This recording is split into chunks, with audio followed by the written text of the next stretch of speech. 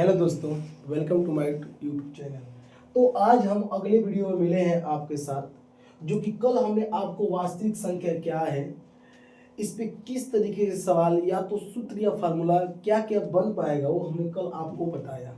आज की वीडियो में हम लेके आए हैं कुछ जो बोर्ड एग्जाम में सवाल आपके बन जाएंगे कि आखिर कौन कौन से सवाल ऐसे हैं जो कि आपके बोर्ड एग्जाम के लिए बहुत ज़्यादा इंपॉर्टेंट या महत्वपूर्ण है।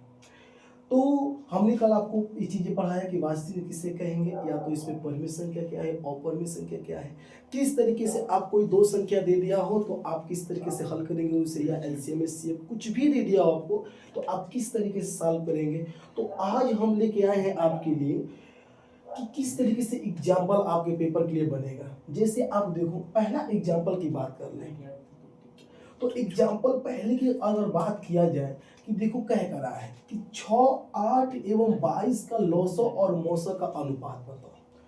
किस तरीके से आप इसका रेशियो बताने का प्रयास करेंगे। तो अगर रेशियो की बात किया जाए तो आप इसे सॉल्व कैसे करेंगे। तो सबसे पहले आप लौसो और मौसो निकालने के कई तरीके आपके हैं। तो अगर यहाँ पे हम इसका लौसो निकालने का प्रयास करें तो आप 6 को लिख सकते हो क्या, 6 को आप लिख सकते हो 2 गुणते 3। वहीं आप 8 को लिख सकते हो 2 गुणते 2 गुणते 2। वहीं आप 22 को लिख सकते हो 2 गुणते 11। ये आपका बन गया लॉसो। अभी ये केवल आपका एक फैक्टर के तरीके से हुआ है। यहाँ अगर फाइनल लॉसो की बात किया जाए तो जो संख्या आपकी मिलेंगी उसको भी लिखना है जो एक जैसे मिले, या तो जो संख्या नहीं मिलेंगी उसको भी आप लॉसो के अंदर लिखने का प्रयास करोगे। तो यहाँ अगर हम लॉसो निकालने का प्रयास करें तो देखो ये संख्या सारी आपकी कॉमन है, इसको आप ऐसे लिख लो। यहाँ पे आप जो 3 नहीं मिल रहा है, यहाँ पे 2 आपके 2 और मिल गए तो आप आराम से इसे 2 लिखोगे। यहाँ पे आपका एक 3 बचा और यहाँ पे आपका एक 11 बच गया। तो इस तरीके से आपका लॉसो बना। चाहो तो आप इसे 2 के पावर 3 गुणते 11, 3 गुणते आप 11 लिख सकते हो। यही अगर आप मौसो की बात कर ले तो भाई मौसो कैसे आप निकालोगे। तो 6 का को फैक्टर आप करो तो 2 गुणते आपका 3 बन जाएगा। 8 का आपका 2 गुणते 2 गुणते आपका 2 बन जाएगा। 22 को आप लिखोगे 2 गुणते 11। जो संख्या तीनों में मैच करेंगे या कॉमन जो आपका उभयनिष्ठ होता है वही आपका मौसा कहलाता है। तो यहाँ अगर आप मौसम देखें तो तीनों में कॉमन आपको केवल 2 दिख रहा है। अब हमसे क्वेश्चन में क्या पूछ रहा है, इसका पूछ रहा है अनुपात क्या होगा, रेशियो। किसका अनुपात, लॉसो और मौसा का। तो आप इसे ऐसे लिखोगे लॉसो रेशियो मौसा, या तो आप ऐसे इसको लिख लो या तो लिखने का तरीका और है आपका लॉसो और बटे आप लिख लोगे आराम से क्या मौसा, क्योंकि कभी भी रेशियो आपको दे रखा रहेगा तो वो डिवाइड नहीं होता है।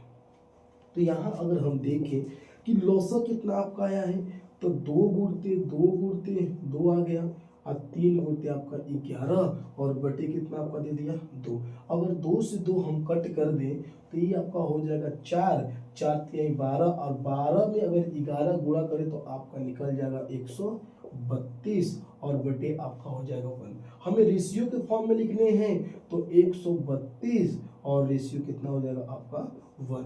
तो इसका फाइनल आंसर आपका क्या हो जाएगा 132 रेशियो 1 हो जाएगा। तो अगला क्वेश्चन आपका है कि 96 का अभाज्य गुणनखंड क्या होगा। बोर्ड एग्जाम के लिए आपका सबसे ज्यादा अगर कोई इंपॉर्टेंट क्वेश्चन बन जाता है तो आपका अभाज्य गुणनखंड क्या है, किस तरीके से आप इसको बताने का प्रयास करेंगे कि इसका प्राइम फैक्टर क्या होगा।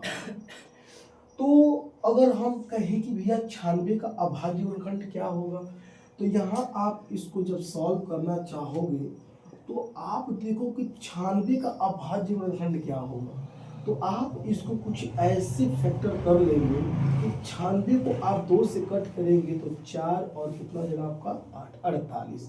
2 से कट करेंगे आपका कट जाएगा 24 में, 2 से कट करेंगे आपका 12, 2 से कट करेंगे 6, 2 से कट करेंगे 3, 3 से कट करेंगे 1। अब यह आपके कुछ प्राइम फैक्टर बन गए। आप इसको किस तरीके से आप डिनोट करेंगे, कैसे आप इसे लिखोगे। तो 96 लिख दिया हमने। इसका जैसे ही फैक्टर किया, 2 गुणते 2, 1 2 3 4 5, आपके टोटल बन गया 5 और आपका 1 बना 3। आप इसे किस तरीके से लिखने का प्रयास करेंगे, तो ये देखिए 1 2 3 4 5, आप इसे लिख लो 2 के पावर 5 और यहाँ 3 दिया है तो 3 के पावर 1। अगर किसी भी नंबर सिंगल आपका आए तो उसका हमेशा जो पावर बनेगा वो आपका बनता है 1। तो इस सवाल का आपका आंसर क्या हो गया, 2 के पावर 5 गुणित 3 के पावर 1। अगर इस सवाल में या तो कोई भी सवाल में कोई भी आपको दिक्कत हो तो आप कमेंट में जरूर उसको बताने का प्रयास करें ताकि हम उस पर और ज़्यादा मेहनत करें। तो आपका तीसरा क्वेश्चन क्या है, किस तरीके से बनेगा, जिस तरीके से आप अभी 96 का फैक्टर करके आपने बताने का प्रयास किया, सवाल को हल किया, उसी तरीके से आपका ये भी सवाल बनेगा।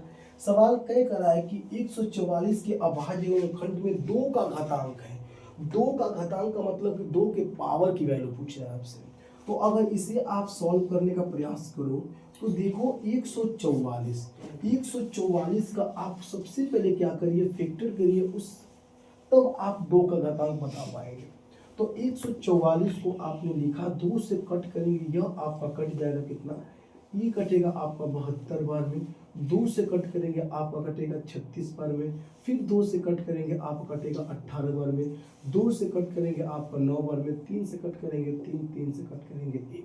आपका अगर देखिए तो अगर फैक्टर की बात किया जाए तो आप इस तरीके से आपका फैक्टर हुआ, लेकिन हमसे सवाल में पूछ रहा है कि यह 2 का घात कितना बनेगा, इसका घातांक आपसे पूछ रहा है।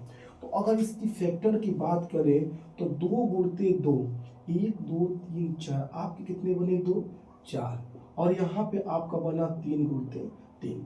तो हमसे केवल क्या पूछ रहा है कि 2 का घातांक क्या होगा। तो अगर केवल 2 का घातांक पूछ रहा है तो टोटल वैल्यू 1 2 3 4, चाहे तो आप लिख सकते हैं 2 के पावर 4। अगर वो पूछता कि 3 के पावर भी घातांक बताइए तो आप यहाँ आराम से बता लेंगे कि 3 के पावर कितना हो जाएगा, आपका 2 हो जाएगा। तो इस सवाल का जो उत्तर आपका बनेगा वो 2 के पावर 4 बन जाएगा। अगर मान लीजिए कि इस पे कोई और सवाल आपको दे दे, यहाँ 144 न दे के आपको 148 दे दे, वहां आपका 2 का घातांक पूछ दे, तो आप इसी तरीके से लगाने का प्रयास करिएगा। तो अगले सवाल की बात कर ले, ये आपका क्वेश्चन नंबर 4 है, पूछ रहा है आपसे, और यह इस बार के यूपी बोर्ड 2025 का क्वेश्चन है, जो कि आपके हर एक सेट में देखने को मिला। यहां आपसे पूछ रहा है कि बताइए कि 148/185 का सरलतम रूप क्या है, सिंपलेस्ट फॉर्म क्या है आपका है। सिंपलेस्ट फॉर्म, बहुत सारे बच्चों से यह गलती हो जाती है कि वो कभी इस संख्या को अलग संख्याओं से कट कर देंगे, कभी इन संख्याओं को अलग से कट कर देंगे, अंश को अलग कट कर देंगे, हर को अलग कट कर देंगे। लेकिन सरलतम रूप में ऐसा नहीं किया जाता, इन दोनों संख्याओं को किसी एक संख्या से कट किया जाता है ताकि आपके ऊपर और नीचे दोनों कट जाए। तो यहाँ अगर आप ऊपर संख्या को 2 से कटाएं तो नीचे वाला नहीं कटेगा, अगर आप ऊपर के 3 से कटाएं तो नीचे वाला नहीं कटेगा आपका। तो इस तरीके से आप किस तरीके, तो 148/185 को आप किसी ऐसी संख्या चूज करो जो कि ऊपर और नीचे दोनों कट जाए। तो यहाँ अगर हम किसी भी संख्या को ले आपका, तो 4 ले तो भी नहीं कटेगा, 5 ले कभी नहीं कटेगा, 7 ले कभी नहीं कटेगा। तो कोई ऐसी अभाज्य संख्या लिया जाए जो ऊपर और नीचे दोनों संख्याओं कटाने का प्रयास करें। तो अगर हम 37 से कटाएं तो 37 चौके आपका हो जाएगा 148 और 37 बचे आपका हो जाएगा 185।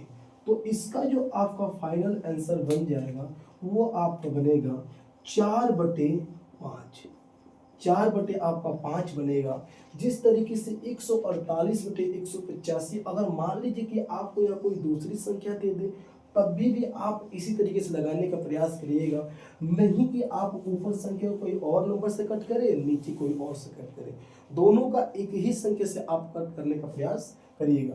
तो इस सवाल का जो आपका आंसर बना वह आपका बन गया 4/5। तो अगला सवाल आपका है क्वेश्चन नंबर 5। बोल कह रहा है कि एक परिमेय संख्या और अपरिमेय संख्या का अंतर क्या होगा। तो इस सवाल का जवाब हम आपसे जानना चाहेंगे, और इसका जवाब अगर आपको आता है तो कमेंट जरूर करें कि एक परिमेय संख्या और अपरिमेय संख्या का अंतर क्या होगा। तो इसका जवाब आप देंगे हमारे कमेंट बॉक्स में। तो आज के लिए इतना ही रखते हैं, फिर मिलते हैं अगले वीडियो में। Thank you.